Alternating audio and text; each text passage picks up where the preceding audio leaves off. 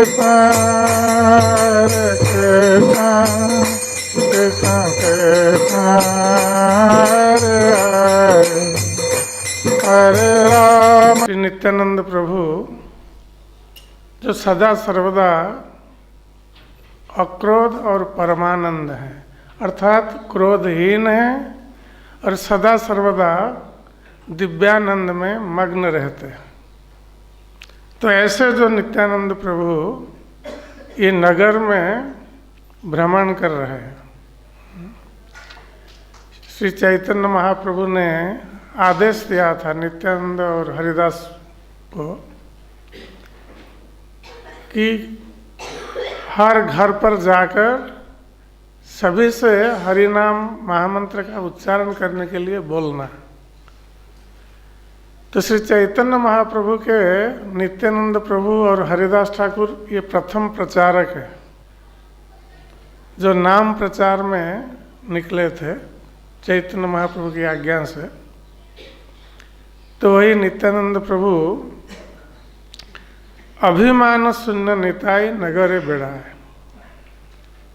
तो अभिमान से शून्य है, उनमें कोई गर्व या अहंकार नहीं है, क्योंकि जब कोई प्रचार में जाता है और उसके मन में यदि गर्व या अहंकार होता है तो दूसरों को प्रचार नहीं कर सकता, क्योंकि प्रचार करने के लिए लोगों से भिक्षा मांगनी पड़ती है। जिस प्रकार नित्यानंद प्रभु और हरिदास ठाकुर कर रहे थे, यही भिक्षा मांग रहे थे कि आप कृपा करके भगवान का दिव्य नाम उच्चारण कीजिए। हरे कृष्ण बोलिए, हरे कृष्ण कृष्ण कृष्ण हरे हरे, हरे राम राम राम हरे हरे। तो ये भिक्षा मांगना ये बहुत कठिन है, क्योंकि सभी लोग भगवान का नाम उच्चारण करने के लिए आग्रह प्रकाश नहीं करते, क्योंकि संसार में बहुत सारे नास्तिक लोग हैं, उनको भगवान का नाम ग्रहण करने के लिए कहा जाए तो गाली देना शुरू करेंगे या कोई मारने दौड़ेगा, ऐसा लोग करते हैं। और जिनका भगवान के ऊपर उतना विश्वास नहीं है, भौतिक अभिवृद्धि में विश्वास रखते हैं, ये लोग भी भगवान का नाम ग्रहण करना नहीं चाहते। और ऐसे भी लोग हैं जो भगवान का नाम तो ग्रहण करते नहीं, भगवान का नाम श्रवण करना भी नहीं चाहते। ऐसे पापी लोग हैं। हम लोग जब नगर संकीर्तन में जाते हैं तो हमारे नगर संकीर्तन का एक उद्देश्य होता है। जैसे श्री चैतन्य महाप्रभु ने हरिदास ठाकुर से प्रश्न किया था कि हरिदास, ये संसार के लोगों का उद्धार कैसे होगा? तो हरिदास ठाकुर ने कहा था कि आपका जो दिव्य नाम कीर्तन करने मात्र से संसार के लोगों का उद्धार हो जाएगा। तो चैतन्य महाप्रभु ने पुनः प्रश्न किया कि ऐसे बहुत सारे लोग जो भगवान का दिव्य नाम कीर्तन करना नहीं चाहते,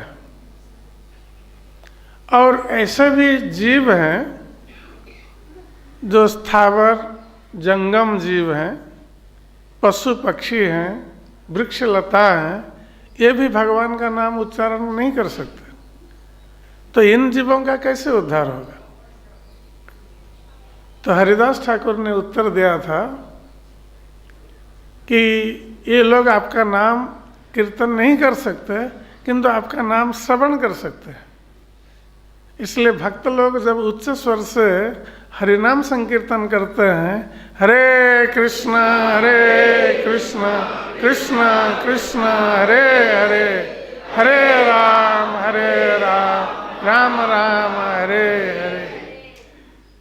तो जब इस प्रकार उच्च स्वर से हरिनाम संकीर्तन करते हैं तो ये पशु पक्षी वृक्ष लता जितने भी जीव हैं स्थावर जंगम, ये आपका दिव्य नाम श्रवण करके ये उद्धार हो जाते हैं। तो इसलिए हमारे नगर संकीर्तन का यही उद्देश्य है कि जो लोग भगवान का नाम कीर्तन नहीं कर सकते या करना नहीं चाहते हैं, कम से कम हमारे नाम संकीर्तन को श्रवण कर सकते हैं और उनका उद्धार हो सकता है। तब नित्यानंद प्रभु को श्री चैतन्य महाप्रभु ने भेजा है। श्री चैतन्य महाप्रभु नाम संकीर्तन में निकले हैं और प्रति घरे घरे गया करे भिक्षा। अधम पतित जीवेर द्वारे द्वारे गया। जो अधम पतित जीव हैं, जो भगवान का नाम संकीर्तन नहीं करते हैं, तो उनके द्वार पर जाकर श्री नित्यानंद प्रभु ये महामंत्र को प्रदान कर रहे हैं। बोलो कृष्ण भज कृष्ण कर कृष्ण शिक्षा। कि आप भगवान कृष्ण का नाम उच्चारण कीजिए, भगवान कृष्ण का भजन कीजिए और भगवान कृष्ण की शिक्षा को अपने जीवन में ग्रहण कीजिए, जैसे भगवान कृष्ण ने भगवत गीता में उपदेश दिया है। तो भगवत गीता के उपदेश को जीवन में ग्रहण करना ये आवश्यक है। भगवान कृष्ण ने इसलिए गीता का उपदेश दिया है। बहुत सारे लोग सोचते हैं कि गीता केवल पढ़ने के लिए है, पाठ करने के लिए, तो प्रतिदिन वो पाठ करते हैं पुण्य कमाने के लिए, किंतु भगवत गीता का आचरण अपने जीवन में नहीं करते हैं। तो भगवान कृष्ण ने ये उपदेश दिया है आचरण करने के लिए और जीवों का उद्धार के लिए। जीव कैसे संसार के दुखों से मुक्त हो सकते हैं, उसके लिए भगवान कृष्ण ने ये गीता का उपदेश प्रदान किया है। जब हम भगवत गीता के उपदेश को अपने जीवन में लागू करेंगे, आचरण करेंगे, तो हमारा उद्धार हो सकता है। तो नित्यानंद प्रभु ये नगर नगर में भ्रमण करते हुए ये हरिनाम का वितरण कर रहे हैं। पतित और अधम जितने जीव हैं उनको ये हरिनाम बिलाया, ये फ्री में बांट रहे हैं। इसके लिए कोई पैसा नहीं लगता है भगवान का नाम कीर्तन करने के लिए। तो इस प्रकार नित्यानंद प्रभु जो कि श्री चैतन्य महाप्रभु के प्रेम भंडार के रक्षक है, भगवान श्री चैतन्य महाप्रभु जो कि स्वयं भगवान कृष्ण थे और स्वयं बलराम श्री नित्यानंद प्रभु के रूप में अवतरित हुए थे, और उनका उद्देश्य था कलयुग में प्रेम नाम संकीर्तन का वितरण करना, जिससे कि जीवों का उद्धार होगा। तो नाम के साथ वो प्रेम प्रदान कर रहे थे, जो प्रेम दूसरे किसी अवतार ने प्रदान नहीं किया था। अनर्पित चरिंग चीरा करुणया अवतीर्ण कलो समर्पित उन्नत उज्जवल रसम स्वभक्ति श्रियम। तो अनर्पित चरिंग चीरा बहुकाल से ये अर्पित नहीं हुआ था। भगवान कृष्ण का जो प्रेम है ये अर्पित नहीं हुआ था, और चैतन्य महाप्रभु आविर्भूत हुए इस कृष्ण प्रेम को नाम के माध्यम से अर्पित करने के लिए, नाम प्रेम प्रदान करने के लिए। तो ये चैतन्य महाप्रभु का विशेष वरदान है कलयुग के लोगों के लिए। केवल भगवान के नाम उच्चारण मात्र से व्यक्ति कृष्ण प्रेम को प्राप्त हो सकता है।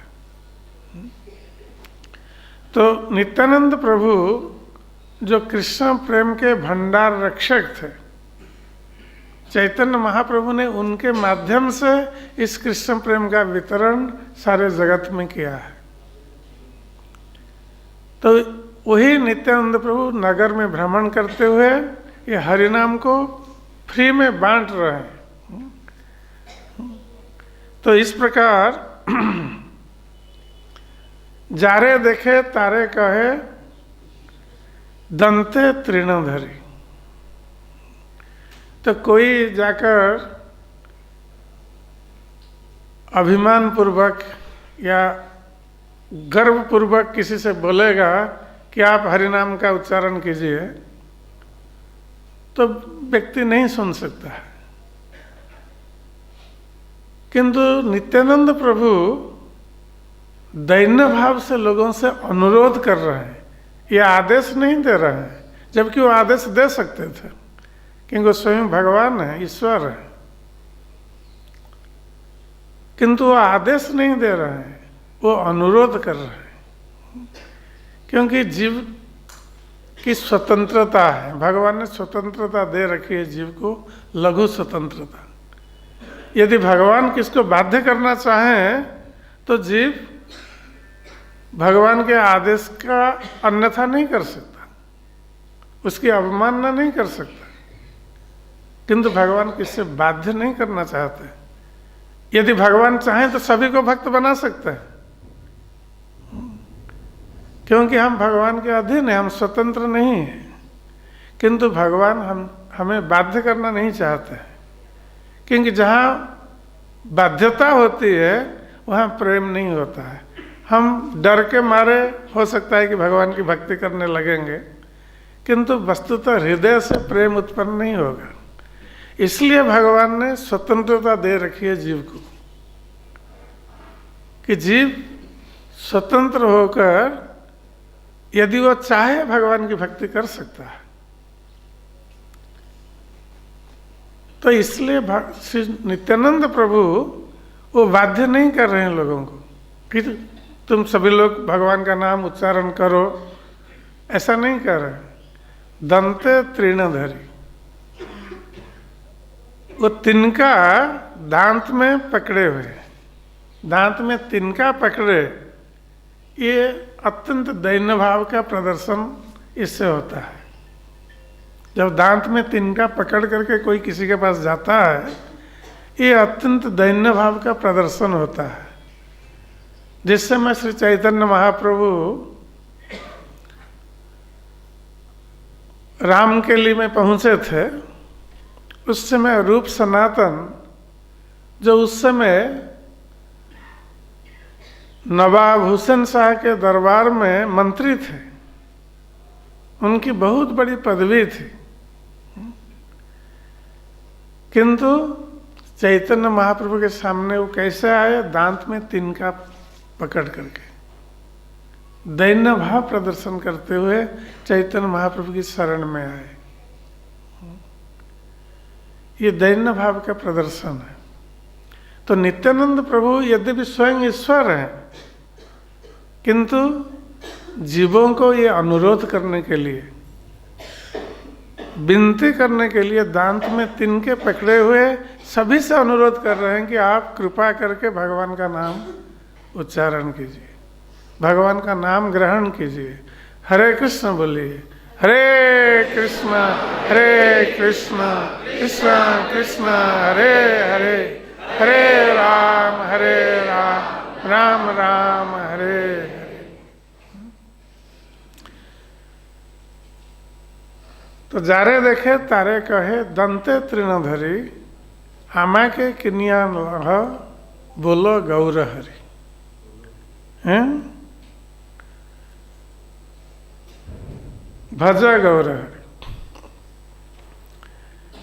तो नित्यानंद प्रभु कह रहे हैं कि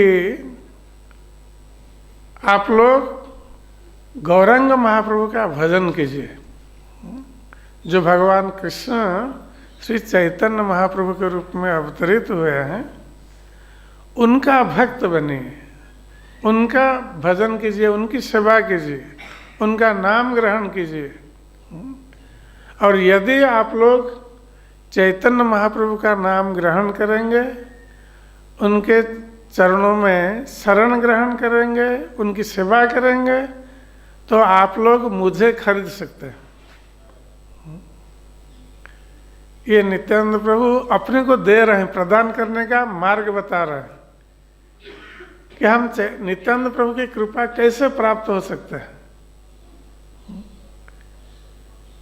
तो जिस प्रकार व्यक्ति किसी चीज को खरीद लेता है तो वो वस्तु उसकी हो जाती है, उस पर दूसरे किसी का अधिकार नहीं होता। उसी प्रकार नित्यानंद प्रभु कह रहे हैं कि आप गौरांग का भजन कीजिए तब मुझे खरीद सकते हैं, मैं आपका हो जाएंगे और किसी का नहीं।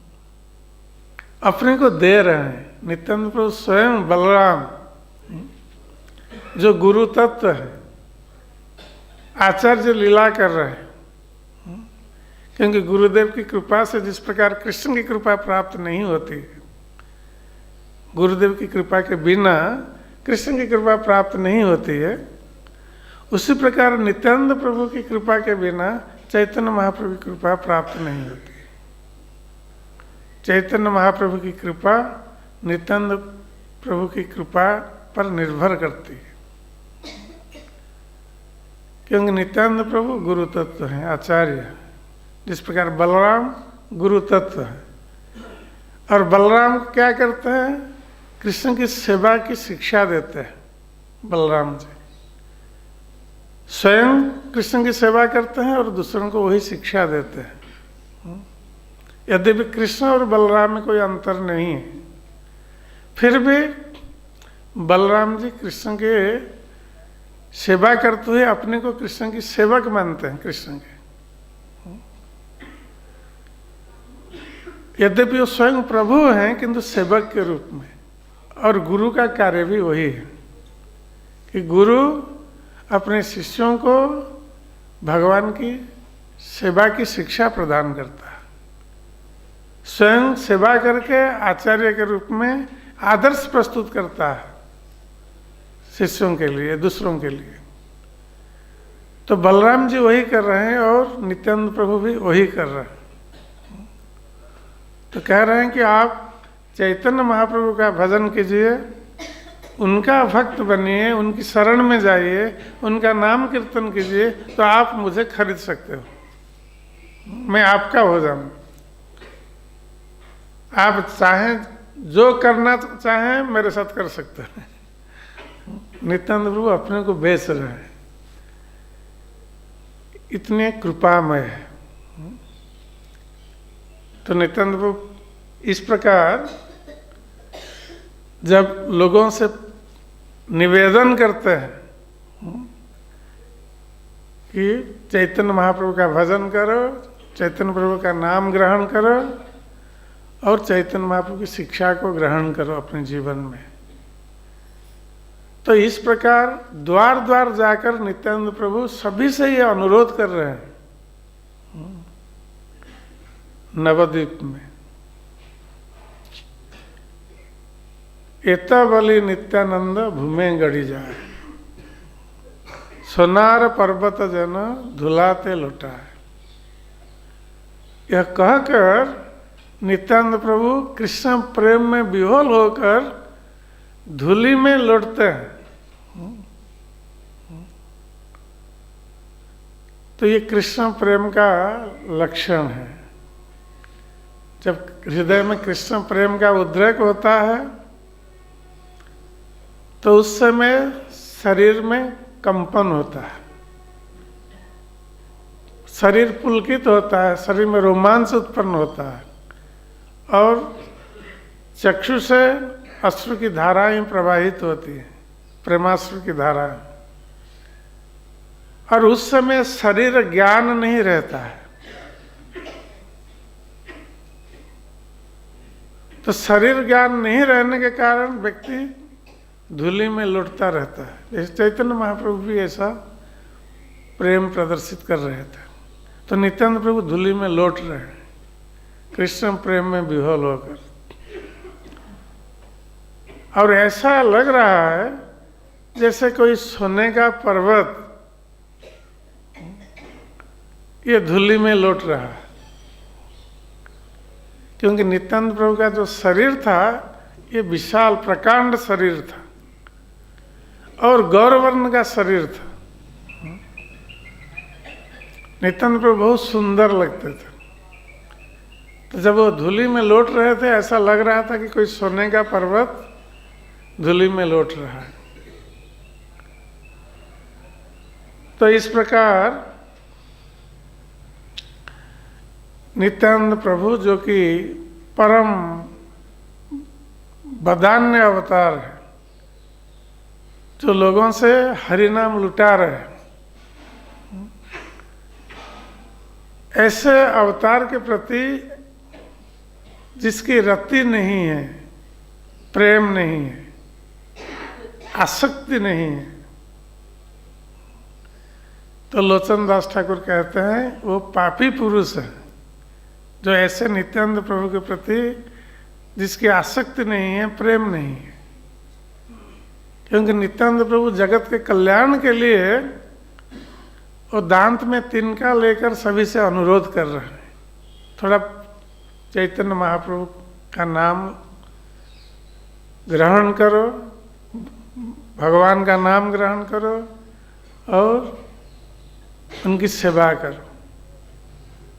तो लोचन दास ठाकुर कहते हैं कि जो पापी ऐसे नित्यानंद के प्रति उसकी कोई आसक्ति नहीं है, वो पापी संसार में जन्म लेता है फिर मरता है, जन्म लेता है मरता है, इतना ही होता है उसके लिए, और वो कुछ प्राप्त नहीं करता है और संसार का कष्ट भोग करता रहता है। एलो आर गेलो, वो पापी यहाँ उसने जन्म लिया और फिर चला गया, फिर मृत्यु को प्राप्त हुआ, फिर जन्म लिया, फिर मृत्यु को प्राप्त हुआ।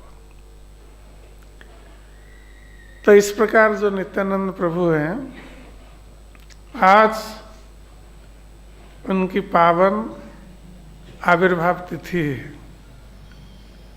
आज के दिन श्री नित्यानंद प्रभु का आविर्भाव हुआ था राढ़ देश में एक चक्र नामक ग्राम में। राढ़ देश उसको कहा जाता है जहां गंगा प्रवाहित नहीं होती है। जिस प्रकार पांडवगण जब वनवास में थे तो उस समय वो बहुत स्थानों पर गए थे पांडवगण,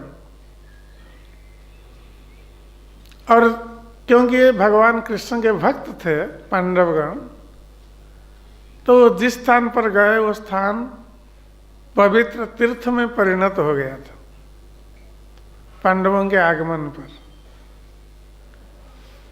और सर्व शुभ में भर गया था वो स्थान। और जिस स्थान पर पांडवगण नहीं गए थे उसको अपांडवा राज्य कहा जाता है, जिस राज्य में पांडवगण नहीं गए, अर्थात तो उतना शुभ स्थान नहीं है। उसी प्रकार जिस भूमि पर गंगा प्रवाहित नहीं होती है उसको राढ़ देश कहा गया है, अर्थात वहाँ सब अशुभ स्थान माना गया है। किंतु पांडवगण गए थे इस राढ़ देश में। ये जो एक चक्र ग्राम है जहाँ नित्यानंद प्रभु का आविर्भाव हुआ था, उसी ग्राम में पांडवगण रह रहे थे।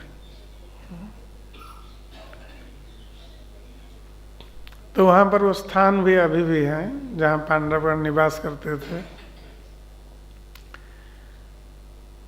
तो राढ़ देश में जब नित्यानंद प्रभु का आविर्भाव हुआ तो वहाँ वो देश सर्व शुभंकर हो गया और चारों ओर आनंद उत्साह से भर गया वो स्थान। तो नित्यानंद प्रभु हड़ाई पंडित, ये मैथिली ब्राह्मण थे, हड़ाई पंडित, और उनकी पत्नी का नाम था पद्मावती देवी। तो उनके गर्भ से नित्यानंद प्रभु आविर्भूत हुए और हड़ाई पंडित के ये ज्येष्ठ संतान थे नित्यानंद प्रभु, और बहुत सुंदर थे। तो नित्यानंद प्रभु को देखकर हड़ाई पंडित और पद्मावती देवी वो प्रेम से विह्वल हो रही थी। दोनों अत्यंत आनंदित थे कि ऐसा सुंदर पुत्र रत्न उनको प्राप्त हुआ है। यद्यपि बाद में उनके दूसरी संतानें भी हुई, किंतु नित्यानंद प्रभु के प्रति पिता माता का सबसे अधिक प्रेम था। और नित्यानंद प्रभु को हड़ाई पंडित छोड़कर कहीं जाना नहीं चाहते थे। कभी कभी उनको किसी कार्यवश बाहर जाना भी होता था, तो बार बार नित्यानंद प्रभु की ओर लौट करके देखते थे, और कभी कभी नित्यानंद प्रभु को साथ में लेकर चलते थे हड़ाई पंडित। तो इस प्रकार नित्यानंद प्रभु माता पिता के परम प्रिय थे, और बचपन से उनकी लीलाएं बहुत आश्चर्यजनक थी। साधारण तो देखा जाता है कि बच्चे बचपन में बाल्य क्रीड़ा करते हैं, खिलौने के साथ खेलते रहते हैं, किंतु नित्यानंद प्रभु की बाल्य क्रीड़ा कुछ अलग थी। ये बाल्य क्रीड़ा में ये बच्चों के साथ राम और कृष्ण की लीलाओं का अभिनय करते थे बचपन से। वो बच्चों को ले लेते थे साथ में और देव सभा करते थे। देव सभा अर्थात देवताओं की सभा। तो बच्चे लोग सब देवता बन जाते थे और सब एकत्रित होकर सभा करते थे, एक साथ बैठते थे। तो एक बच्चा धरती का रूप लेकर वो वहाँ आ जाता था। जिस प्रकार हम लोग जानते हैं कि किस प्रकार कृष्ण के आविर्भाव से पहले धरती ने गया का रूप लिया था और जाकर ब्रह्मा जी से प्रार्थना की थी पृथ्वी का भार हरण करने के लिए। तो उसी प्रकार इस देव सभा में जहाँ देवताओं के मुख्य होते हैं ब्रह्मा जी, तो ब्रह्मा जी शिव जी सब बैठे हुए हैं देव सभा में।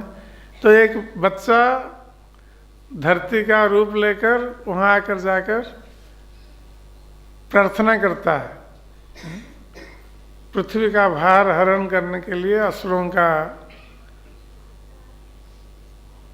प्रादुर्भाव संसार में है, इसलिए पापाचार बढ़ रहा है, इसलिए पृथ्वी का भार बढ़ रहा है। क्योंकि पृथ्वी को सर्वसहा कहा गया है। पृथ्वी माता सब कुछ सहन कर सकती है। जिस प्रकार माता बच्चे का लालन पालन करती है और बच्चे का मल मूत्र त्याग आदि सब कुछ सहन करती है, उसी प्रकार पृथ्वी भी एक माता है। हम पृथ्वी पर बहुत सारे अत्याचार करते रहते हैं, पृथ्वी की खुदाई करते हैं, खेत का कर्षण करते हैं शस्य उत्पादन करने के लिए, और यहाँ तक कि पृथ्वी के गर्भ से सोना और दूसरे रत्न सब निकालने के लिए पृथ्वी के गर्भ में हम बील या गर्त बना देते हैं। कोयला निकालने के लिए बहुत सारे बड़े बड़े गर्त पृथ्वी पर खोखला हो जाता है,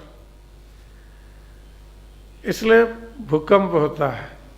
पृथ्वी के नीचे सब खाली है और पृथ्वी देवी ये सब कुछ सहन करती रहती है। किंतु एक चीज को पृथ्वी देवी सहन नहीं कर सकती, यह है पाप का भार। जब व्यक्ति पापाचार करता है, झूठ बोलता है, अन्याय करता है, ऐसे लोगों को पृथ्वी माता सहन नहीं कर सकती। इसलिए ऐसे जब पापाचारी लोग भर जाते हैं संसार में, पृथ्वी का भार भी बढ़ जाता है। और उससे मुक्त होने के लिए पृथ्वी माता ब्रह्मा जी से प्रार्थना करती है। तो जब पृथ्वी ने इस प्रकार प्रार्थना की तो ब्रह्मा जी जिस प्रकार देवताओं को लेकर क्षीर सागर के तट पर गए थे भगवान से प्रार्थना करने के लिए, क्योंकि पृथ्वी का भार हरण करने के लिए केवल भगवान ही समर्थ है, ब्रह्मा जी नहीं कर सकते। इसलिए ब्रह्मा जी भगवान से प्रार्थना करते हैं उनके आविर्भाव के लिए। तो भगवान आविर्भूत होकर पृथ्वी का भार हरण करते हैं। और भगवत गीता में भगवान कृष्ण भी कहते हैं कि यदा यदा हि धर्मस्य ग्लानिर्भवति भारत अभ्युत्थानं अधर्मस्य तदात्मानं सृजाम्यहम् परित्राणाय साधूनां विनाशाय च दुष्कृतां धर्म संस्थापनार्थाय संभवामि युगे युगे। जब अधर्म परिव्याप्त होता है, धर्म की ग्लानि होती है, पापाचार वृद्धि प्राप्त होता है, तो संसार में धर्म की स्थापना के लिए और असुरों के विनाश के लिए और भक्तों को आनंद प्रदान करने के लिए भगवान अवतरित होते हैं। तो ब्रह्मा जी क्षीर सागर के तट पर जाकर देवताओं के साथ पुरुष सूक्त मंत्र में प्रार्थना करते हैं। तो नित्यानंद प्रभु अपने बाल सखाओं को लेकर ये क्षीर सागर के तट पर जाते हैं। तो उनके गांव में क्षीर सागर तो नहीं था, लेकिन जो नदी थी उस नदी के तट पर जाते हैं और नदी के तट पर खड़े होकर बच्चों के साथ, कोई ब्रह्मा बना है, कोई शिव जी बना है, कोई दूसरे इंद्र चंद्र सूर्य सब बने हैं देवता, तो जाकर वहाँ प्रार्थना करते हैं। तो उस समय कोई दूसरा बच्चा वो छिपा रहता है कहीं दूर से, कोई पेड़ के ऊपर जाके वहाँ से आकाशवाणी करता है।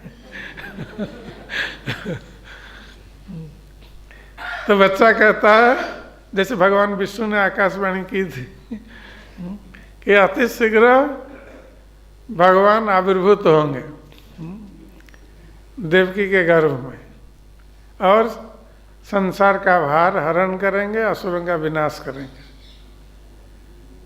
तो उसी प्रकार कोई बच्चा जाकर आकाशवाणी करता है और ब्रह्मा जी सारे देवताओं को बताते हैं कि भगवान आविर्भूत होने वाले हैं। और आकाशवाणी में ये भी कहा जाता है कि देवता लोग अपने अंश रूप में यदुवंश में जन्म ग्रहण करें। तो देवताओं ने यदुवंश में जन्म ग्रहण किया था। तो इस प्रकार जब ये आकाशवाणी होती है और भगवान के आविर्भाव का समय आता है, तो फिर दूसरे दिन नित्यानंद प्रभु बच्चों को इकट्ठा करके आधी रात में, रात्रि के समय, वो कंस की बंदीशाला बनाते हैं। और कंस की बंदीशाला में जिस प्रकार देवकी और वसुदेव बंदी अवस्था में थे, उस प्रकार एक बच्चा देवकी, कोई वसुदेव बनता है, वो कंस की बंदीशाला में फिर भगवान कृष्ण का आविर्भाव होता है, जन्म होता है। तो कोई एक बच्चा कृष्ण के रूप में आविर्भूत होता है, चतुर्भुज रूप धारण करके, क्योंकि भगवान कृष्ण सर्वप्रथम चतुर्भुज रूप में प्रकट हुए थे। और देवकी वसुदेव से कहते हैं कि किस प्रकार पिछले 2 जन्मों में वो उनके पुत्र बन चुके हैं, अब तीसरी बार आए हैं उनके पुत्र बनने के लिए। और पुनः देवकी और वसुदेव के अनुरोध से भगवान चतुर्भुज रूप को अंतर्हित करके फिर एक छोटा बच्चा बन जाते हैं कृष्ण रूप में, 2 भुज वाला रूप बन जाता है। तो कोई बच्चा आके वहाँ सो जाता है। तो इस प्रकार भगवान वसुदेव जी को जैसे आदेश देते हैं कि हमें लेकर गोकुल में नंद महाराज के घर पर छोड़ आना। तो वसुदेव जी फिर जाते हैं उस बच्चे को लेकर कोई बच्चा वसुदेव बना है, तो जाते हैं यमुना पार करने के लिए। जो गांव के नदी है उसी को यमुना मानकर उसको पार करते हैं। फिर गोकुल में जाकर कृष्ण को वहाँ रख कर फिर योग माया के विस्तार रूप महामाया दुर्गा देवी को वसुदेव जी लेकर आते हैं मथुरा, जो कंस के हाथ से वो छूट जाती है, कंस जब मारना चाहता है। तो इस प्रकार की ये लीला सब करते हैं बचपन से। तो जब गांव के लोगों ने देखा नित्यानंद प्रभु इस प्रकार कृष्ण की लीलाएं करते हैं, और फिर पुतना वध लीला, धेनुकासुर वध लीला, सकटासुर, ये सब जितने असुरों का वध भगवान कृष्ण ने गोकुल में किया था वृंदावन में, तो ये सारी लीलाओं का अनुष्ठान करते हैं नित्यानंद प्रभु बच्चों को लेकर। और कभी कभी ये राम की लीलाएं भी करते हैं, क्योंकि नित्यानंद प्रभु राम अवतार में स्वयं लक्ष्मण थे। तो नित्यानंद प्रभु जब लक्ष्मण स्वरूप में थे राम के अवतार में, तो उन्होंने बहुत कष्ट सहन किया था लक्ष्मण के रूप में, क्योंकि भगवान रामचंद्र की जो लीलाएं हैं बहुत दुखमय लीलाएं हैं। हम लोग जानते हैं कि इस प्रकार भगवान रामचंद्र जब राजा बनने जा रहे थे, उनको वनवास का आदेश मिला, और भगवान रामचंद्र राजवेश त्याग करके वनचारी वेश में पत्नी सीता देवी और भ्राता लक्ष्मण को साथ लेकर वन में विहार करने लगे, और वन का फल मूल खाने लगे, पत्ते के ऊपर सोने लगे। तो लक्ष्मण भी भगवान रामचंद्र की तरह वो भी कष्ट करते थे, किंतु लक्ष्मण को ये अच्छा नहीं लगता था, क्योंकि वो जानते थे कि ये भगवान है रामचंद्र, और उनको इतना कष्ट सहन करना पड़ रहा है वन में, इसलिए बहुत दुखी थे लक्ष्मण। किंतु छोटा भाई है, कुछ नहीं बोल सकते भगवान रामचंद्र को, वो मर्यादा के भीतर लक्ष्मण को रहना होता है। तो नित्यानंद प्रभु लक्ष्मण के रूप में उन्होंने बहुत कष्ट सहन किया है। जब सीता जी का हरण हो जाता है, तो उस समय राम और लक्ष्मण वन में भटकते रहते हैं, क्रंदन करते हुए सीता जी की खोज में। और जब सुग्रीव और उनके मित्रों से भेंट होती है, और सुग्रीव और हनुमान आदि ये भगवान रामचंद्र से मित्रता स्थापित करते हैं, तो भगवान रामचंद्र माल्यवन पर्वत पर निवास करते हैं वर्षा काल में, और सुग्रीव जी भूल जाते हैं उनका आश्वासन कि वो भगवान रामचंद्र की सहायता करेंगे। वो तो स्त्रियों के साथ बलि वध के पश्चात वो आनंद में रहते हैं, तो लक्ष्मण क्रोधित होकर जाते हैं धनुष और तीर बाण साथ में लेकर, और सुग्रीव को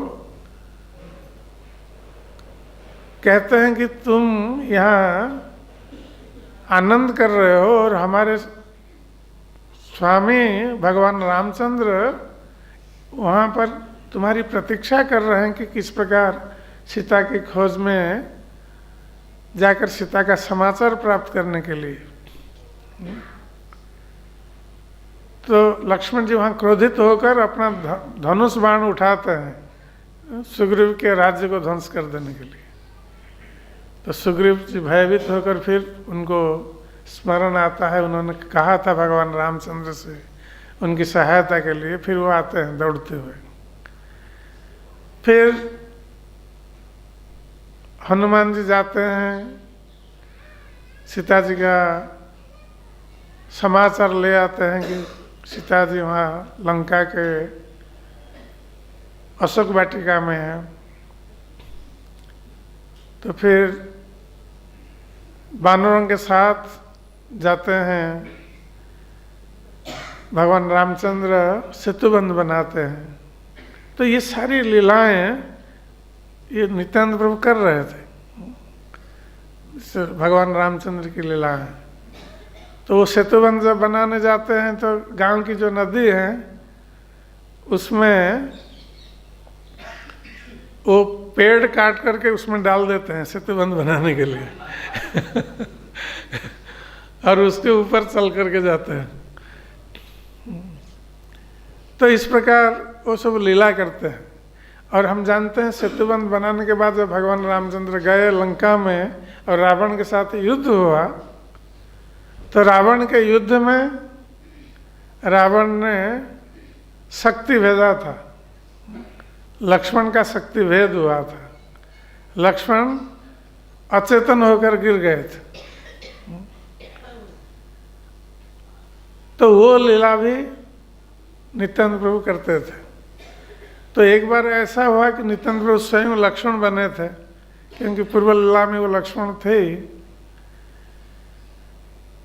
तो एक दूसरा बालक वो रावण बना था। तो रावण लक्ष्मण से कहता है कि लक्ष्मण अब मैं इस शक्ति को भेज रहा हूँ, संभालो इस शक्ति को, करके वो शक्ति को फेंकता है लक्ष्मण की तरफ। तो वो शक्ति क्या था? एक कमल का फूल था उसी को शक्ति मान करके फेंक रहे थे। और वो आकर नित्यानंद प्रभु जो लक्ष्मण का अभिनय कर रहे थे उनकी छाती में लगा। तो शक्ति भेद हुआ, नित्यानंद प्रभु अचेतन होकर गिर गए। तो जब नित्यानंद प्रभु अचेतन होकर गिर गए और दूसरे बालकगण सब अभिनय कर रहे हैं, तो बहुत काल तक बच्चों ने देखा कि नित्यानंद प्रभु नहीं उठ रहे हैं, उनकी चेतना वो चेतना को प्राप्त नहीं हो रहा है। तो सब बच्चे नित्यानंद प्रभु के चारों तरफ घिर करके रोने लगे। उन लोगों ने सोचा कि नित्यानंद प्रभु का शायद प्राण चला गया, तो सब रोने लगे। और उनका रोना सुनकर गांव के लोग भी सब दौड़ने लगे, क्या बच्चे सब रो रहे हैं। तो गांव के लोग सब आ गए और उन लोगों ने देखा कि नित्यानंद प्रभु अचेतन होकर पड़े हैं और उनको घिर करके सब बच्चे रो रहे हैं। तो उन लोगों ने आकर हिलाया नित्यानंद प्रभु को, वो नहीं उठ रहे हैं। तो उनके माता पिता को ये समाचार मिला। माता पिता भी दौड़ते हुए रोते हुए वहाँ आकर पहुँचे और नित्यानंद प्रभु को देखकर वो लोग भी रोने लगे। तो इस प्रकार बहुत देर तक सभी लोग रो रहे हैं, किसी को कोई बुद्धि नहीं जुट रही कि क्या किया जाए इस स्थिति में।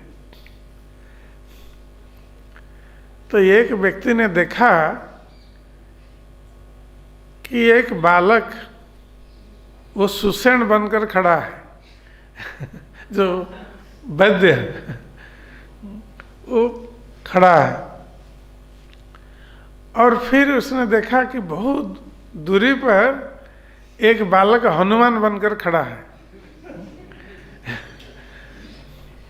तो उसने कहा कि हम देखते हैं कि एक बालक वहाँ हनुमान बनकर खड़ा है और एक सुषेण वैद्य बनकर खड़ा है। तो जैसे रामलीला में हुआ था कि वैद्य ने कहा कि गंधमादन पर्वत से जड़ी बूटी लाना है तब जाकर लक्ष्मण ठीक होंगे। तो ये वैद्य आकर देखना चाहिए लक्ष्मण को और बताना चाहिए उस उपचार क्या है। तो जो रामचंद्र बन करके जो बालक अभिनय कर रहा था उसने बुलाया सुषेण वैद्य को। सभी लोग तो रो रहे थे अभी तक अब उनको ये बुद्धि आई कि उसको बुलाना चाहिए। तो आकर देखा लक्ष्मण को, जो नित्यानंद प्रभु खड़े पड़े हुए थे, और उन्होंने कहा कि गंधमार्दन पर्वत से ये विशल्यकरणी जड़ी बूटी आएगी, तब जाकर ये ठीक होंगे, और समय बहुत कम है, इसको एक रात के भीतर आना है। तो दूसरा बालक रामचंद्र की आज्ञा लेकर हनुमान से, भगवान रामचंद्र हनुमान को बुलाया, क्योंकि ये कार्य बहुत कठिन था और हनुमान ही इसको कर सकते हैं। तो जो रामचंद्र का अभिनय कर रहा था जो बालक, हनुमान को आदेश दिया कि तुम गंधमार्दन जाकर ये जड़ी बूटी लाओ। तो जो बालक हनुमान के रूप में खड़ा था वो तुरंत अपने काम में लग गया और जाकर मार्ग में उसने देखा एक साधु का आश्रम। तो ये आकाश मार्ग में उड़ते हुए हनुमान जी जा रहे थे। जब साधु का आश्रम देखा तो साधु ने हनुमान जी को बुलाया, तो हनुमान जी रुक गए। तो उन्होंने कहा कि हमारे आश्रम में थोड़ा आप विश्राम करिए, आप बहुत दूर से उड़ करके आ रहे हैं, हमारे आश्रम में थोड़ा विश्राम कीजिए। किंतु हनुमान ने कहा कि नहीं, अभी हम विश्राम करने का समय नहीं है, अब लक्ष्मण का शक्तिभेद हुआ है और हम अति शीघ्र ये जड़ी बूटी गंधमार्दन पर्वत से लेकर जब तक नहीं पहुंचेंगे, लक्ष्मण को जीवित कर पाना संभव नहीं होगा। तो इसलिए साधु ने कहा कि ठीक है, आप यदि विश्राम नहीं करेंगे, ठीक है, आप ये पार्श्ववर्ती नदी में स्नान करके आइए, थोड़ा भोजन करके जाइए। तो हनुमान जी ने मान लिया उनकी बात। जब गए नदी में स्नान करने के लिए, तो वहाँ पर एक लड़का जो कुंभीर बन करके मगर वहाँ खड़ा था पानी में। जैसे हनुमान जी ने स्नान किया, उनको पकड़ लिया। तो हनुमान जी के साथ उसका युद्ध हुआ और हनुमान जी ने उसको पराजित किया। फिर जब आश्रम में आए तो वो साधु एक असुर बन के खड़ा है। वस्तु तो वो एक असुर था साधु के रूप में, वो हनुमान जी को विलंबित करना चाह रहा था, जिससे कि वो गंधमार्दन से ये जड़ी बूटी लेकर उचित समय पर नहीं पहुंच पाए, जिससे लक्ष्मण की मृत्यु हो जाएगी। ये योजना थी। तो हनुमान जी का युद्ध हुआ इस असुर के साथ। ये वस्तुतः रावण का अनुचर था। तो उसको पराजित करके जब गंधमार्दन पर्वत पर पहुंचे हनुमान जी, ये सब अभिनय चल रहा है बच्चों का अभिनय चल रहा है। तो गंधमार्दन पर्वत पर पहुंचे तो वहाँ गंधर्वगण सब खड़े हैं, जो गंधमार्दन पर्वत की सुरक्षा करते हैं। तो उनके साथ भी हनुमान जी का युद्ध हुआ और बाद में उनको पराजित किया हनुमान जी ने। किंतु जड़ी बूटी वो पहचान नहीं सकते थे, पूरा गंधमार्दन पर्वत उठाया और आकर पहुंचे। तो वैद्य ने उससे जड़ी बूटी निकाल करके लक्ष्मण जी को दिया, तो लक्ष्मण जी अब चेतन हो गए। तो जब नित्यानंद प्रभु चेतन अवस्था में आ गए तो सभी लोग प्रसन्न हो गए और पिता माता भी बहुत प्रसन्न होकर नित्यानंद प्रभु को आलिंगन करने लगे कि इस प्रकार का अभिनय इसको किसने सिखाया। ये छोटा बालक है और इतना सुंदर अभिनय कर रहा है कि इतने लोग चाहने पर भी उसको सचेतन नहीं कर सके। और जैसे अचेतन, सचमुच अचेतन होकर पड़ा था। तो गांव के लोग सब आश्चर्यचकित होने लगे। वो लोग सोच रहे थे कि नित्यानंद को ये छोटा बालक है उसको ये सब लीला और अभिनय किसने सिखाया है? उसको कैसे पता चला ये सब राम की लीला इस प्रकार हुई थी, कृष्ण की लीला इस प्रकार हुई थी, और बच्चों के साथ ये अभिनय कर रहा है बाल्यावस्था से? तो लोग आश्चर्यचकित थे और सभी लोगों का प्रेम दिनों दिन नित्यानंद प्रभु के प्रति वर्धित हो रहा था, बढ़ रहा था। सभी लोग अपने पुत्र कन्याओं से नित्यानंद प्रभु को अधिक प्रेम करते थे। तो पूरे गांव में नित्यानंद प्रभु सभी के दुलारे प्रिय थे। तो इस प्रकार नित्यानंद प्रभु की बाल्य लीला कृष्ण और रामलीला में निमग्न होकर ये बाल्य लीला समाप्त हुई। तो जब नित्यानंद प्रभु थोड़ा किशोर अवस्था को प्राप्त हुए तो एक दिन एक सन्यासी हराई पंडित के घर पर आए। और प्राचीन काल में जो सन्यासीगण या भिक्षु होते थे वो जिस गांव में जाते थे तो गांव के जो ब्राह्मण परिवार हैं ये लोग बुलाते थे उनको भोजन देने के लिए। तो वो सन्यासी आकर हराई पंडित के घर पर रुके। तो हराई पंडित ने सन्यासी का आदर सत्कार किया, उनका आतिथ्य किया और रात भर हराई पंडित और नित्यानंद प्रभु सन्यासी के साथ कृष्ण कथा की चर्चा करने लगे। कृष्ण कथा की चर्चा में सारी रात्रि व्यतीत हो गई। नित्यानंद प्रभु और हराई पंडित दोनों सन्यासी के साथ कृष्ण की चर्चा कर रहे थे, कृष्ण की लीलाओं की।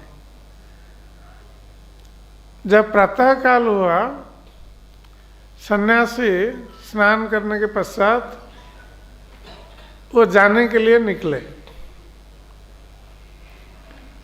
तो हराई पंडित उनको विदा देने के लिए उनके पास उपस्थित थे। तो सन्यासी ने हराई पंडित से कहा कि हम अब तीर्थाटन में निकल रहे हैं और उस तीर्थाटन में जाने के लिए मुझे कोई सहायक चाहिए। कोई मेरे साथ कोई सहायक रहे तो मैं ठीक ढंग से ये तीर्थाटन कर सकूंगा। इसलिए मैं चाहता हूं कि तुम्हारा ये जो पुत्र है नित्यानंद प्रभु, इस पुत्र को हमारे साथ भेज दो। इसको हम लेकर तीर्थाटन करेंगे और तीर्थाटन के पश्चात हम इसको तुम्हारे पास भेज देंगे। और जब तक ये मेरे पास रहेगा हम तुम्हें आश्वासन देते हैं कि हम हर तरह से इसका यत्न करते रहेंगे। जब सन्यासी ने इस प्रकार कहा हराई पंडित से तो हराई पंडित बहुत बड़ी सोच में पड़ गए, चिंता में पड़ गए कि अब क्या करें। यदि सन्यासी की इच्छा को पूर्ण नहीं करते हैं तो आतिथ्य में त्रुटि होगी। जो हमारे अतिथि हैं उनकी इच्छा को हम पूर्ण नहीं कर सके। और यदि पूर्ण करते हैं सन्यासी की इच्छा को तो हम जीवन धारण नहीं कर पाएंगे। नित्यानंद को छोड़कर जीवन धारण करना हमारे लिए संभव नहीं है। तो हराई पंडित सोच रहे थे हमारी अवस्था इस प्रकार हुई जिस प्रकार महाराज दशरथ की अवस्था हुई थी। महाराज दशरथ के भगवान श्री राम बहुत प्यारे पुत्र थे। भगवान श्री राम के बिना महाराज दशरथ को जीवित रहना उनके लिए असंभव था। और जब विश्वामित्र मुनि आए महाराज दशरथ के पास और उनसे राम को ले जाने के लिए कहा, तो दशरथ की अवस्था इस प्रकार हुई थी आज जैसे हडाई पंडित की अवस्था हुई है।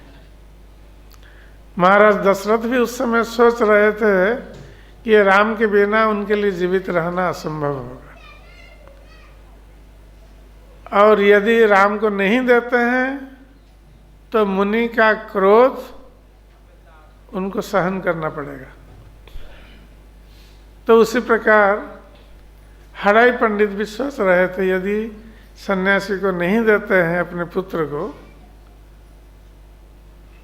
तो हो सकता है कि सन्यासी उनको श्राप दे सकते हैं, या आतिथ्य सत्कार में त्रुटि होने के कारण हो सकता है वो श्रापग्रस्त हो जाएंगे या पापग्रस्त हो जाएंगे। तो इस प्रकार सोचते हुए द्विविधा में पड़े हडाई पंडित अपनी पत्नी के पास गए और पत्नी से इस घटना का वर्णन किया पत्नी के सामने कि किस प्रकार ये सन्यासी उनको अपने प्राण प्रिय नित्यानंद को मांग रहे हैं साथ ले जाने के लिए। तो उनकी पत्नी, जो कि अत्यंत पतिव्रता थी, पति की इच्छा के विरुद्ध कभी नहीं जाती थी। तो पद्मावती देवी ने कहा कि आपकी जैसी इच्छा है उस इच्छा को हम ग्रहण करेंगे, हम उससे सहमत हैं, आपकी जैसी इच्छा है आप करिए। तो पत्नी से इस प्रकार आश्वासन प्राप्त होने के पश्चात हडाई पंडित इस सन्यासी के पास आए और उनके हाथ अपने प्रिय पुत्र नित्यानंद प्रभु को समर्पित कर दिया। और वो जानते थे कि नित्यानंद प्रभु के बिना उनका जीवित रहना असंभव है, फिर भी जैसे वो अपने प्राण को हृदय से निकाल करके सन्यासी के हाथ में रख रहे हैं। तो नित्यानंद प्रभु पिता माता को प्रणाम करके सन्यासी के साथ निकले और हडाई पंडित और माता पद्मावती नित्यानंद प्रभु को देखते देखते और आंखों से अश्रु विसर्जन करते करते वो अचेतन हो गए दोनों, क्योंकि उनके बिना जीवित रहना उनके लिए संभव नहीं था।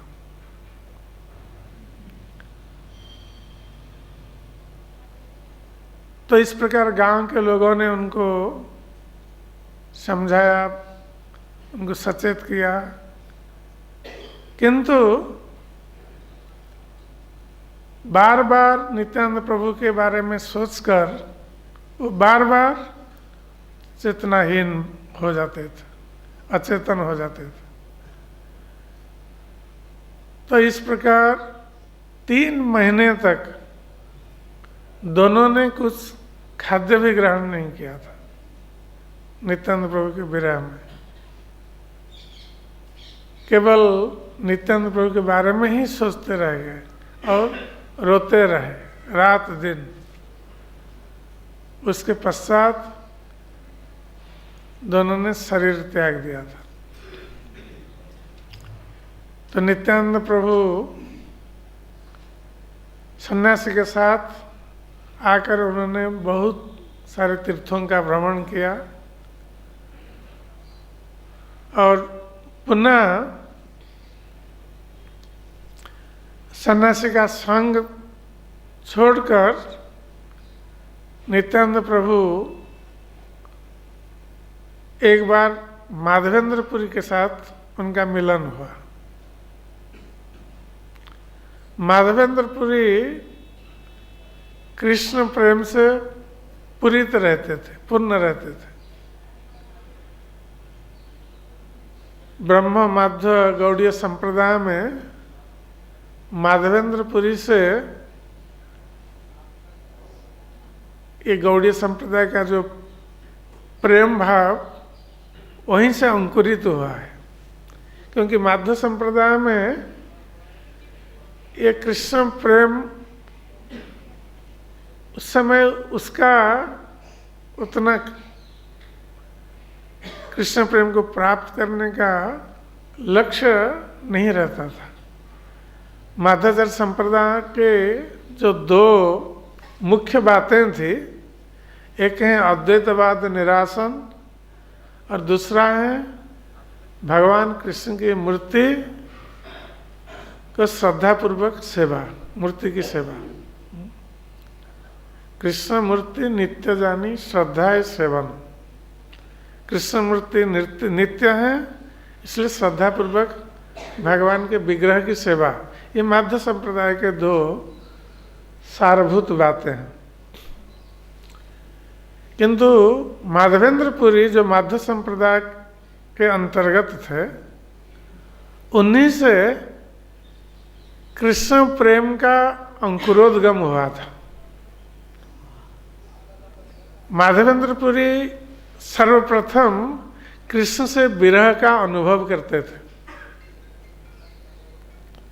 कृष्ण प्रेम में विरह का अनुभव करते हुए माधवेंद्रपुरी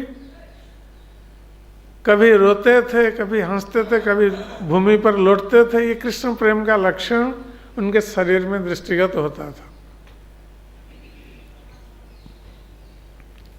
इसलिए राधा रानी के भाव में माधवेंद्रपुरी सदा सर्वदा रहते थे। जिस प्रकार राधा रानी कृष्ण के विरह का अनुभव करती थी जब भगवान कृष्ण मथुरा चले गए थे, उसी प्रकार माधवेंद्रपुरी भी कृष्ण का विरह अनुभव करते थे। हे दीन दयार्द नाथ है मथुरा नाथ कदावलोक्य से हृदयं त्वद आलोक कातरम दैतं भ्रमति किं करो में हूँ। ये श्रीमती राधा रानी की उक्ति है कि ये दीन दयार्द नाथ मथुरा नाथ, कृष्ण को मथुरा नाथ कह रही है श्रीमती राधा रानी, जबकि कृष्ण जब ब्रज में थे गोपीनाथ कहलाते थे। जब मथुरा चले गए तो गोपियाँ उनको मथुरा नाथ कहकर पुकारने लगे। तो हे दीन दयार्द नाथ मथुरा नाथ कदावलोक्य से, हम आपका दर्शन कब प्राप्त कर सकेंगे। हृदयं त्वद आलोक कातरम, आपके अदर्शन से, दर्शन के बिना ये हृदय कातर हो रहा है। ये हृदय विरह का अनुभव कर रहा है और ये मस्तक भ्रमित हो रहा है। तो ये राधा रानी का भाव था, जो कि इस श्लोक का उच्चारण माधवेंद्रपुरी नित्य प्रति करते थे, इसी भाव में रहते थे। तो जब नित्यानंद प्रभु की भेंट माधवेंद्रपुरी से हुई, जो माधवेंद्रपुरी स्वयं रहते थे कृष्ण प्रेम में निमग्न, नित्यानंद प्रभु भी कृष्ण प्रेम में निमग्न रहते थे। और जब दोनों का साक्षात्कार हुआ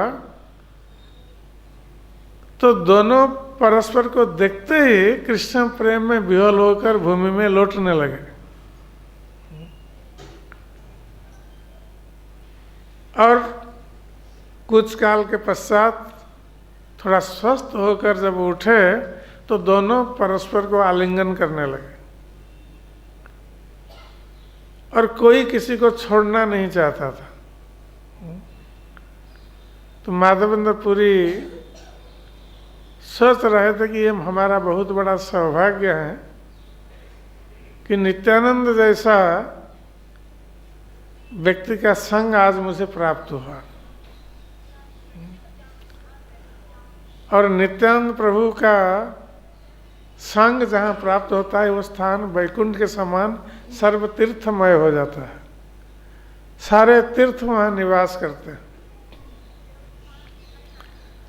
और नित्यानंद प्रभु भी माधवेंद्रपुरी के संग प्राप्त होकर अपने को सौभाग्यशाली मानते थे। इस प्रकार कुछ काल दोनों ने सत्संग किया, साथ समय बिताया। बाद में नित्यानंद प्रभु ने माधवेंद्रपुरी से विदा लेकर समग्र भारत का भ्रमण किया। जितने सारे तीर्थ स्थान हैं समग्र भारत में, तो तीर्थ स्थानों का भ्रमण किया। और तीर्थ स्थानों का भ्रमण करते हुए नित्यानंद प्रभु वृंदावन में आकर पहुंचे। जबकि नित्यानंद प्रभु के जन्म के 1 वर्ष बाद चैतन्य महाप्रभु का आविर्भाव नवद्वीप में हो चुका था, किंतु नित्यानंद प्रभु और चैतन्य महाप्रभु का मिलन अभी तक नहीं हुआ है। नित्यानंद प्रभु वृंदावन आए हैं। वृंदावन में वो सारे लीला स्थानों का भ्रमण करते हैं नित्यानंद प्रभु, और अपने पूर्व लीलाओं का स्मरण करते रहते हैं। क्योंकि नित्यानंद प्रभु पूर्व लीला में बलराम थे, तो बलराम ने जो जो लीलाएं की थी वृंदावन में, नित्यानंद प्रभु उन्हीं स्थान पर जाकर उन लीलाओं का स्मरण करते रहते थे। और कृष्ण प्रेम में विह्वल होकर वृंदावन में भ्रमण करते हुए वो कभी नाचते थे, कभी गाते थे, कभी प्रेम से अचेतन हो जाते थे। इस प्रकार वृंदावन में विहार करते थे। किंतु नित्यानंद प्रभु जहाँ कहीं किसी मंदिर में जाते, उनको लगता कि मंदिर में कृष्ण नहीं है, सिंहासन शून्य है। तो उनको लगा कि सारे वृंदावन में ये मंदिर में भगवान कृष्ण का सिंहासन शून्य है, कृष्ण उपस्थित नहीं है। तो वो सोच रहे थे कि कृष्ण कहाँ गए। तो उसी समय आकाशवाणी हुई कि अब कृष्ण नवद्वीप में सची माता के पुत्र के रूप में आविर्भूत हो चुके हैं। ब्रजेंद्र नंदन जयी सची सुत हैल सही बलराम हैल निताय। ब्रजन नंदन कृष्ण सची सुत, सची माता के पुत्र के रूप में आविर्भूत हुए हैं नवद्वीप में। और वहाँ पर नवद्वीप में आविर्भूत होकर अब वो संकीर्तन आंदोलन आरंभ करने जा रहे हैं।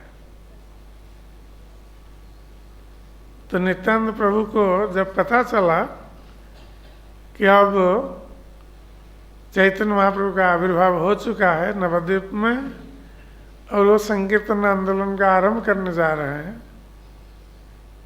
तो नित्यानंद प्रभु वृंदावन त्याग करके नवद्वीप की ओर चल पड़े चैतन्य महाप्रभु से मिलने के लिए। तो जब नवद्वीप में जाकर पहुंचे तो नित्यानंद प्रभु नंदन आचार्य के घर पर जाकर ठहरे। नंदन आचार्य ये महाभागवत भक्त हैं और उनके घर पर भी कोई भी अतिथि आता था तो अतिथि का सम्मान करते थे और अच्छी तरह आतिथ्य करते थे। तो जब नित्यानंद प्रभु पहुंचे तो नंदन आचार्य ने उनका आदर सत्कार किया, उनके चरण धोए, उनको खाने पीने के लिए अर्पित किया खाद्य द्रव्य। तो नित्यानंद प्रभु उनके घर पर रुके और प्रतीक्षा कर रहे थे चैतन्य महाप्रभु की, उनसे मिलने की प्रतीक्षा कर रहे थे। इधर से चैतन्य महाप्रभु नित्यानंद प्रभु के नंदनाचार्य के घर पर पहुंचने से पहले 2-3 दिन पहले सारे भक्त लोगों को बता चुके थे कि 2-3 दिन में कोई एक महान व्यक्ति यहाँ नवद्वीप आएंगे और उनसे हमारी भेंट होगी। तो भक्त लोग सोच रहे थे कि वो महान व्यक्ति कौन है, कौन आएगा, किंतु ये सूचना उनको प्राप्त थी कोई आने वाला है। और जिस दिन नित्यानंद प्रभु पहुंचे उसी दिन रात में चैतन्य महाप्रभु ने एक स्वप्न देखा। वो स्वप्न में देख रहे हैं कि एक रथ आ रहा है और उस रथ पर रथ की ध्वजा वो उड़ रही है और उस रथ पर एक महान देदीप्यमान व्यक्ति बैठे हुए हैं जिनके शरीर से शतकोटि सूर्य के समान तेज निकल रहा है। वो गौरवर्ण शरीर है और ये नील वस्त्र पहने हुए हैं और हाथ में मुसल है और शरीर में फूल की मालाएं हैं और दिव्य अलंकार से विभूषित है उनका शरीर।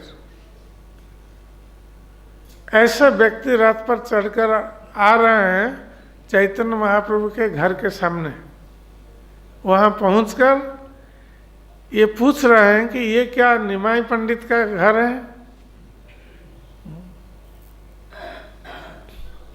तो चैतन्य महाप्रभु को जब नित्यानंद प्रभु ने स्वप्न में इस प्रकार पूछा तो चैतन्य महाप्रभु ने उनसे कहा कि हाँ ये निमाई पंडित का घर है। तो उस व्यक्ति ने कहा कि ठीक है, कल तुम्हारे साथ हमारा मिलन होगा। ये कहकर वो चले गए, स्वप्न टूट गया। तो दूसरे दिन प्रातःकाल स्नान करके जब चैतन्य महाप्रभु आए भक्तों के पास तो भक्त लोगों से कहा कि पिछली रात हमने ऐसा स्वप्न देखा है, एक कोई महान व्यक्ति यहाँ आ चुके हैं और उन्होंने कहा है कि आज उनसे भेंट होगी, तो चलो हम लोग सब चलते हैं उनसे मिलने के लिए। भक्तों को कुछ पता नहीं है कि वो महान व्यक्ति कौन है और कहाँ रुके हुए हैं। चैतन्य बाबू सारे भक्तों को लेकर चले सीधा नंदनाचार्य के घर पर, क्योंकि उनको पता था कि स्वयं भगवान है, वो जानते हैं कि कौन आया है और कहाँ रुके हैं। तो जब चैतन्य महाप्रभु पहुंचे नंदनाचार्य के घर पर तो सारे भक्तों ने देखा कि नित्यानंद प्रभु नंदनाचार्य के घर पर प्रेम विह्वल होकर बैठे हुए हैं, जैसे समाधि में बैठे हैं, प्रेम विह्वल होकर। और चैतन्य महाप्रभु उनके पास गए जाकर प्रणाम किया उनसे, और सारे भक्त लोगों ने भी प्रणाम किया। जब प्रणाम किया तो नित्यानंद प्रभु ने केवल उनकी ओर देखा, चैतन्य महाप्रभु की ओर देखा, और देख करके एक टक जैसे देख रहे हैं, देखते जा रहे हैं चैतन्य महाप्रभु। चैतन्य महाप्रभु खड़े हैं उनके सामने, वो देखते जा रहे हैं।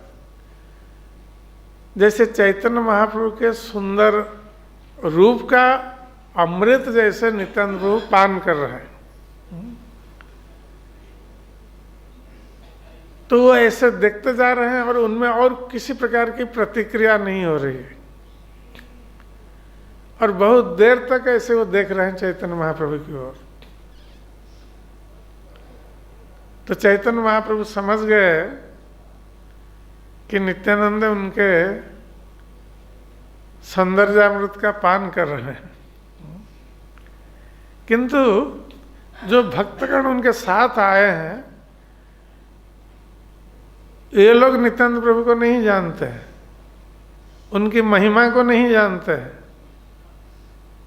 जबकि चैतन्य महाप्रभु जानते हैं नित्यानंद प्रभु के महिमा को। इसलिए नित्यानंद प्रभु की महिमा को प्रकट करने के लिए चैतन्य महाप्रभु ने इशारा किया श्रीवास पंडित को कि श्रीमद् भागवत का श्लोक उच्चारण करने के लिए। तो श्रीवास पंडित ने श्रीमद् भागवत का एक बहुत सुंदर श्लोक का उच्चारण किया, जिस श्लोक को सुनकर स्वयं सुखदेव गोस्वामी भगवान कृष्ण के प्रति आकृष्ट हुए थे। इसमें भगवान कृष्ण का रूप वर्णन है। बरहा पीड़ा नटवर वपु कर्णयो कर्णिकारम। तो ये श्री भगवान श्री कृष्ण ये बरहा पीड़ा नटवर वपु कर्णयो कर्णिकार। तो भगवान श्री कृष्ण अपने माथे पर मोर पंख लगाए हुए हैं, और उनका शरीर कैसा है? नटवर वपु। नट अर्थात नर्तक, वर अर्थात श्रेष्ठ। जो नर्तक श्रेष्ठ है, जैसे जो नृत्य करते हैं तो ये लोग एक नर्तक की वेशभूषा में आते हैं स्टेज पर, बहुत सुंदर लगते हैं। तो उसी प्रकार भगवान कृष्ण जो सर्वश्रेष्ठ नर्तक हैं, वस्तुतः समस्त नृत्य और गीत संगीत इस विद्या का, नृत्य और संगीत विद्या का उच्च है भगवान श्री कृष्ण, उनसे सब कुछ आया है। इसलिए सर्वश्रेष्ठ नर्तक हैं और संगीतज्ञ भी हैं भगवान कृष्ण। तो बरहा पीड़ा नटवर, और उनका शरीर जो है ये नट श्रेष्ठ, नर्तक श्रेष्ठ उनका शरीर लग रहा है। तो भगवान कृष्ण की जो वेशभूषा है, ऐसे तो उनका शरीर बहुत सुंदर है, श्याम वर्ण के हैं, और जो वेशभूषा पहने हुए हैं ऐसा लग रहा है कि कोई श्रेष्ठ नर्तक स्टेज पर खड़ा है। बिभ्रत वास कनक कपिश वैजयंती च माला। और भगवान जो वस्त्र पहने हुए हैं ये कनक अर्थात सोने वर्ण का है, अर्थात पीला रंग का रेशमी वस्त्र पहने हुए हैं।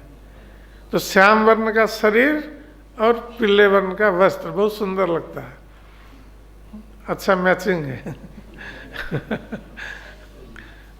भगवान नर्तक श्रेष्ठ हैं, इसलिए चुन चुन करके वस्त्र पहनते हैं, कैसे सुंदर लगेगा।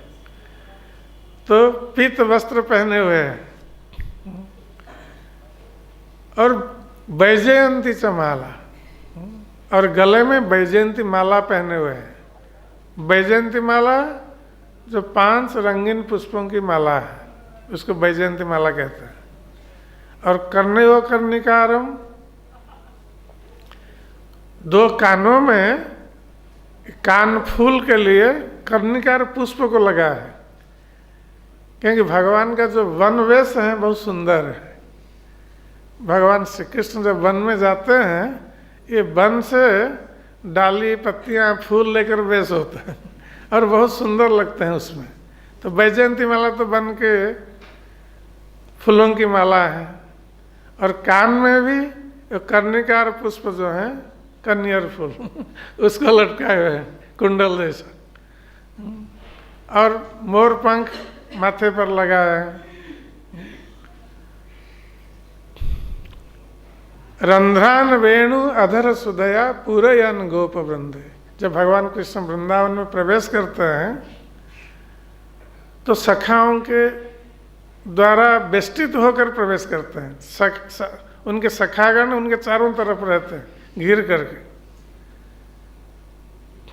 और भगवान जब बंसी वादन करते हैं तो रंध्रान वेणु अधर सुधया पूरयन। तो साधारणतः बंसी बजाने के लिए उसमें हवा भरनी पड़ती है, फूंकना पड़ता है, किंतु भगवान हवा नहीं भर रहे हैं, फूंक नहीं रहे। उसमें क्या भर रहे हैं? अधर सुधा को भर रहे हैं। भगवान के जो अधर अमृत हैं, उस अमृत को बंसी में भर रहे हैं। और उसको भरने के कारण जो ध्वनि निकलती है बंसी से, ये सारे जगत को उनकी ओर आकृष्ट करती है, क्योंकि वो बंसी ध्वनि वो अमृत जैसी ध्वनि है, आनंद प्रदान करने में समर्थ है। ये कोई साधारण बंसी ध्वनि नहीं है। इसलिए सारे जगत के जीवों को वो कृष्ण की ओर आकृष्ट करती है वो बंसी ध्वनि भगवान की। यहां तक कि भगवान की बंसी ध्वनि से विपरीत प्रतिक्रिया भी दृष्टिगत होती है। जैसे कोई चलने वाला जीव वो रुक जाता है और जो स्थिर जीव है वो चलने लगता है। जैसे जमुना का जल है, जमुना का जल प्रवाहित होता है नीचे की ओर, किंतु जब भगवान कृष्ण की बंसी ध्वनि सुनाई पड़ती है, जमुना का जल रुक जाता है, नीचे प्रवाहित नहीं होता है, वहाँ रुक जाता है और उल्टा ऊपर की ओर चलता रहे। ये विपरीत स्वभाव को प्राप्त हो जाता है भगवान की बंसी ध्वनि का ये स्वभाव, क्योंकि वो दिव्य अमृत से ये ध्वनि भरी हुई है। इसलिए निस्तेज व्यक्ति को सतेज कर देता है, मृत व्यक्ति को जीवित कर देता है भगवान की बंसी ध्वनि। वृंदावनं स्वपद रमणं प्राविशत गीत कीर्ति। तो भगवान श्री कृष्ण जब वृंदावन में प्रवेश करते हैं तो जूता नहीं पहनते हैं, खाली पैर वृंदावन में भ्रमण करते हैं। और यही कारण है कि वृंदावन की भूमि भगवान कृष्ण के चरण चिन्ह से शोभित हो जाती है। चारों ओर भगवान कृष्ण के चरण चिन्ह पड़े रहते हैं, क्योंकि भगवान खाली पैर चल रहे हैं। अगर पादुका पहने होते तो पादुका का चिन्ह होता, भगवान का चरण चिन्ह नहीं होता। और भगवान के चरण चिन्ह में शंख, गदा, पद्म ये सब चिन्ह रहते हैं उसमें। तो वृंदावन की भूमि इसलिए पवित्र हो गई। भगवान के चरण चिन्हों को प्राप्त होकर वृंदावन की भूमि धन्य हो गई। इसलिए गोपियाँ वृंदावन की गौरव गाथा गान करती हुई कहती हैं, वृंदावनं सखी विभो बितनोति कीर्ति। हे सखी, ये वृंदावन भूमि सारे संसार में ये पृथ्वी की कीर्ति का वितरण कर रही है, क्योंकि इस पृथ्वी पर वृंदावन है, इसलिए पृथ्वी भी सौभाग्य मंडित हो गई। यद्देव की सुत पदम भुजलब्ध लक्ष्मी। ये वृंदावन भूमि देवकी सुत अर्थात देवकी नंदन भगवान श्री कृष्ण के चरण कमल को प्राप्त होकर धन्य हो गई। इसलिए इसकी कीर्ति सारे संसार में वितरित हो रही है। सारे संसार के लोग वृंदावन भूमि में आते हैं क्योंकि वृंदावन भूमि भगवान के चरण चिन्ह को अपने वक्ष देश पर धारण करती है। और जो व्यक्ति इस धाम को आता है भगवान के चरण धूलि के स्पर्श से वो पवित्र हो जाता है, उसके सारे जन्मों के पाप नष्ट हो जाते हैं और उसके हृदय में कृष्ण के प्रति प्रेम उत्पन्न हो जाता है। ये वृंदावन भूमि का प्रभाव है। तो जब इस श्लोक को पढ़ा श्रीवास पंडित ने तो नित्यानंद प्रभु जो ध्यान पूर्वक चैतन्य महाप्रभु के रूप का दर्शन कर रहे थे, देख रहे थे, उनके सौंदर्य अमृत को पान कर रहे थे, वो अपने को संभल नहीं सके। उनमें कृष्ण प्रेम का उदय होने के कारण वो अत्यंत विह्वल होकर भूमि में लौटने लगे। वहीं पर इस श्लोक सुनकर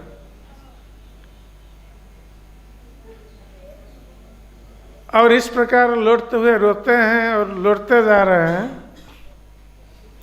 तो चैतन्य महाप्रभु ने श्रीवास पंडित से कहा कि इस श्लोक को बार बार बोलो। तो श्रीवास पंडित इस श्लोक को बार बार आवृत्ति कर रहे थे। तो नित्यानंद प्रभु प्रेम विह्वल होकर कभी उठते थे, नृत्य करते थे आनंद में और आकर चैतन्य महाप्रभु के चरणों में गिरते थे। तो चैतन्य महाप्रभु ने उनको उठाया, उनको आलिंगन किया और नित्यानंद प्रभु अब चैतन्य महाप्रभु की गोद में पड़े हुए हैं। तो ऐसा लग रहा था जैसे साधारण रूप से अनंत शेष की गोद में भगवान रहते हैं, किंतु अब ये विपरीत हो गया। अब अनंत शेष नित्यानंद प्रभु बलराम ये भगवान की गोद में पड़े हुए हैं। तो सारे भक्तों ने जब देखा नित्यानंद प्रभु की महिमा तो ये बहुत आश्चर्यचकित हो गए। तो चैतन्य महाप्रभु ने नित्यानंद प्रभु को स्वस्थ किया और दोनों फिर नृत्य करने लगे, चैतन्य महाप्रभु और नित्यानंद प्रभु। जब ये दोनों नृत्य करने लगे तो सारे भक्त लोग भी नृत्य करने लगे। हरे कृष्ण कृष्ण कृष्ण हरे हरे, हरे राम राम राम हरे हरे। तो इस प्रकार नृत्य कीर्तन बहुत देर तक चला। तब फिर नित्यानंद प्रभु और श्री चैतन्य महाप्रभु, नित्यानंद प्रभु को चैतन्य महाप्रभु ने फिर स्थिर किया और दोनों भक्तों के साथ आए श्रीवास पंडित के घर।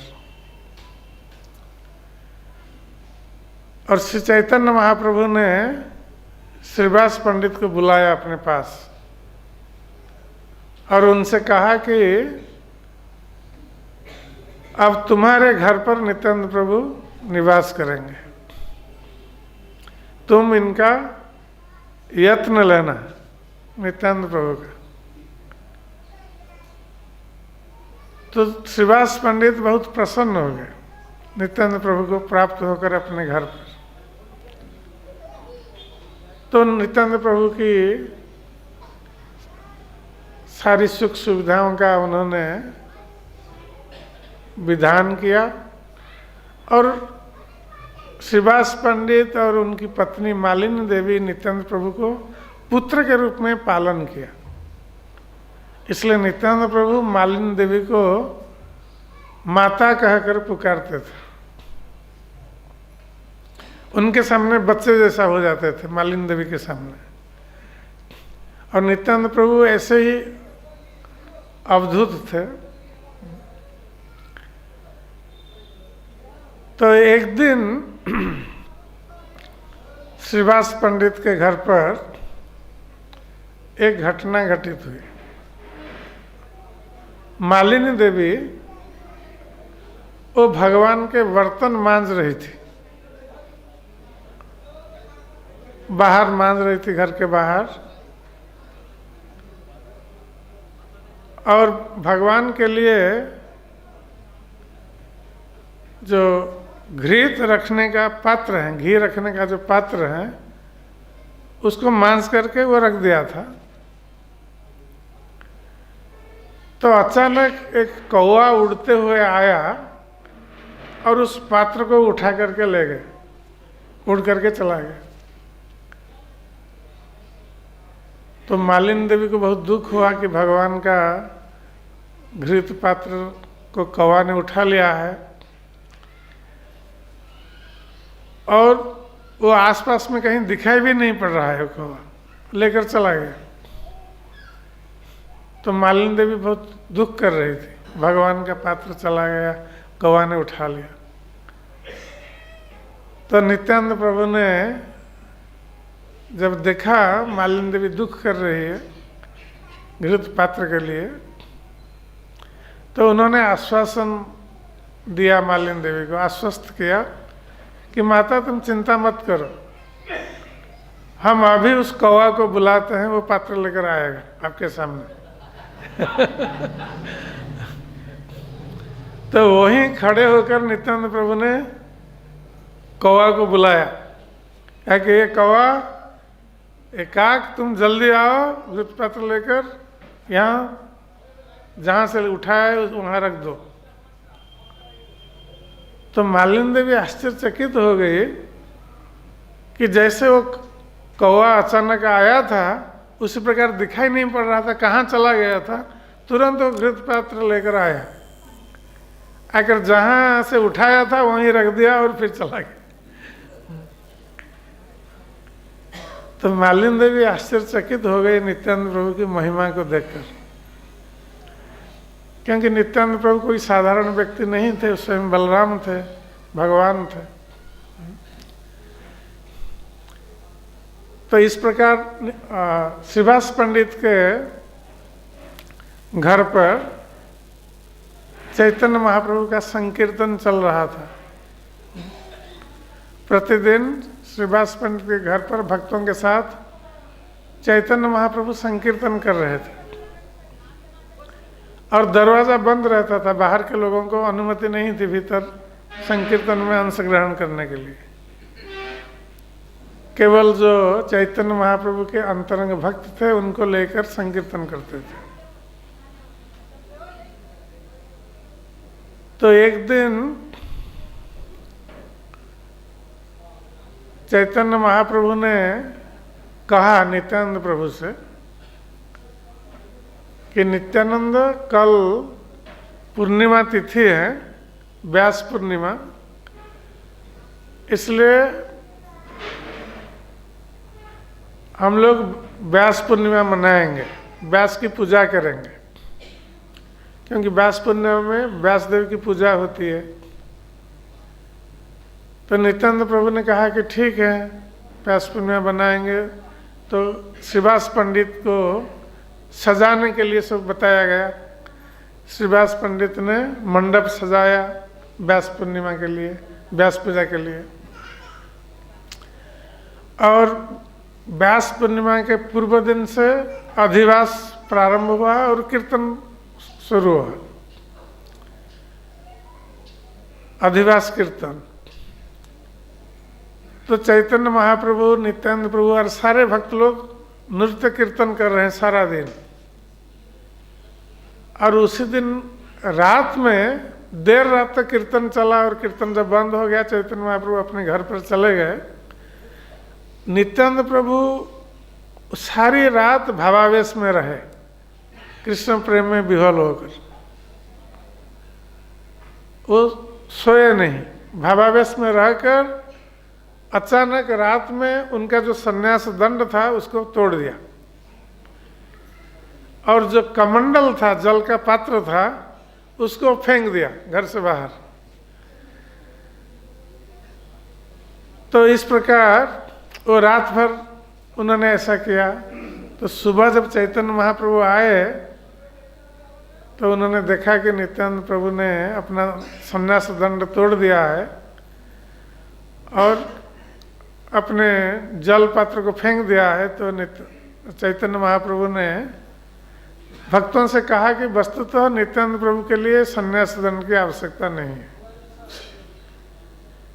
क्योंकि स्वयं भगवान है, ईश्वर है। इसलिए भौतिक जगत के जो वेद धर्म है, वर्णाश्रम धर्म, इसके अधीन यह नहीं है। इसलिए ठीक है, ये संन्यास दंड और जो जल पात्र है उसको लेकर गंगा में विसर्जित कर दिया। और वो दिन था व्यास पूजा का दिन। तो मंडप सजाया गया है, चैतन्य महाप्रभु नित्यानंद प्रभु बैठे हैं, सारे भक्तगण बैठे हैं। तो चैतन्य महाप्रभु ने कहा श्रीवास पंडित से, उनको इशारा किया, क्योंकि माला देने के लिए नित्यानंद प्रभु के हाथ में। तो श्रीवास पंडित ने एक माला लाकर दे दिया नित्यानंद प्रभु के हाथ में। तो चैतन्य महाप्रभु ने कहा कि नित्यानंद, अब वो माला व्यासदेव को अर्पित कीजिए, आज व्यास पूजा है, व्यासदेव को अर्पित कीजिए। तो नित्यानंद प्रभु ने चारों ओर देखा और कुछ समय वो देखते रह गए चारों ओर, वो माला नहीं दे रहे हैं इसको। और चारों ओर देखते देखते वो धीरे धीरे चैतन्य महाप्रभु के पास आए और उस माला को चैतन्य महाप्रभु के गले में डाल दिया। क्योंकि चैतन्य महाप्रभु स्वयं इस भगवान कृष्ण हैं और जगत गुरु हैं। तो वस्तुतः वही व्यासदेव के भी गुरु हैं। तो नित्यानंद प्रभु ने ठीक ही किया, चैतन्य महाप्रभु को जब उनकी गले में माला डाल दिया तो सारे भक्त लोग हरि बोल ध्वनि करने लगे। तो सारे भक्त लोग सब प्रसन्न होकर इस प्रकार हरि बोल ध्वनि करने लगे। तो उस समय चैतन्य महाप्रभु ने अपने षड्भुज रूप का दर्शन नित्यानंद प्रभु को कराया। और नित्यानंद प्रभु ने जब चैतन्य महाप्रभु के षड्भुज रूप का दर्शन किया तो वो भाव विह्वल होकर वहाँ नीचे गिर गए। तो फिर चैतन्य महाप्रभु ने अपने को अपना षड्भुज रूप को अंतर्हित किया और नित्यानंद प्रभु से कहा कि नित्यानंद, हम जो इस संसार में आए हैं नाम प्रेम का वितरण करने के लिए, उस नाम प्रेम के भंडार रक्षक तुम ही हो और तुम्हारे माध्यम से ये नाम प्रेम का वितरण होगा। और जब तक तुम किस पर कृपा नहीं करोगे तब तक वो व्यक्ति मेरी कृपा को प्राप्त नहीं कर सकता। इसलिए नित्यानंद प्रभु की कृपा के बिना चैतन्य महाप्रभु की कृपा प्राप्त करना असंभव है। कृष्णदास कविराज गोस्वामी कहते हैं कि जो व्यक्ति चैतन्य महाप्रभु को मानता है किंतु नित्यानंद प्रभु को नहीं मानता है, या कोई नित्यानंद प्रभु को मानता है चैतन्य महाप्रभु को नहीं मानता है,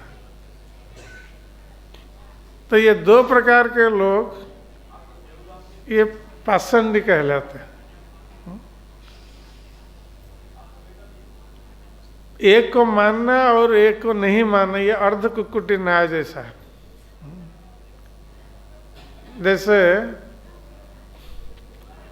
आधा मानना आधा नहीं मानना। तो निताय और चैतन्य महाप्रभु ये दोनों में कोई अंतर नहीं है, जिस प्रकार कृष्ण और बलराम में कोई अंतर नहीं है। एक ही स्वरूप दोहे भिन्न मात्र काय। कृष्ण बलराम और गौर निताई एक ही स्वरूप है, किंतु उनके शरीर भिन्न भिन्न है।